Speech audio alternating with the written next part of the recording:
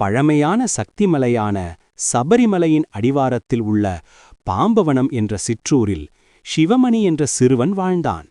அவன் ஐயப்ப பக்தன். ஒவ்வொரு மார்கழி மாடமும் காலையில் லேசான மூடுபனியில் சுவாமியே சரணம் ஐயப்பா ஐயப்பா என்று ஜெபித்து மலைக்குச் செல்வது அவனின் பழக்கம். ஒரு நாள் சிவமணி மலைப்பாதையில் நடந்து கொண்டிருக்கும்போது வழியில் ஒரு வயதான குருவி தனது சிறகை சாய்த்தபடி தரையில் தவித்தது.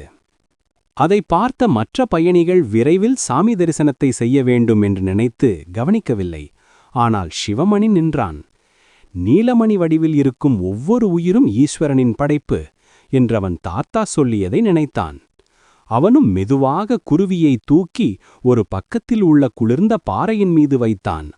அருகில் ஊடிவரும் நீரிலிருந்து கொஞ்சம் எடுத்து அதன் அலகில் விட்டு பழச்சாறு வைத்திருந்த கொழும்பிலிருந்து சொட்டு சொட்டாக ஊட்டினான். சில நிமிடங்களில் குருவி சிறிது பலம் பெற்று மெதுவாக அசைந்து பறக்கத் தொடங்கியது. சிவமணி மகிழ்ச்சியுடன் சுவாமியே என்று சொல்வதற்குள் ஒரு புன்னகைக்கும் காற்று முகத்தை தடவியது.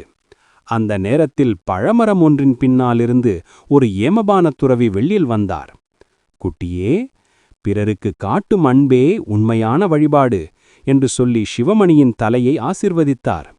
உன் மனசு சுத்தம், சுவாமி உன்னை காப்பான். சிவமணி தரிசனத்தை முடித்து திரும்பி பார்த்தபோது அந்த துறவி எங்கும் தெரியவில்லை. அவன் உள்ளத்தில் ஒரு உணர்வு தெளிவாகிப் போனது. ஐயப்பன் எப்போதும் கோயிலில் மட்டுமில்லார், நல்ல மனம் கொண்ட ஒவ்வொருவரின் செயல்களில் அவர் வாழ்கிறார். அந்த நாளிலிருந்து சிவமணி ஒரே மந்திரத்தை வாழ்வில் பிடித்து கொண்டான். கருணையே தர்மம், தர்மமே ஐயப்பன்.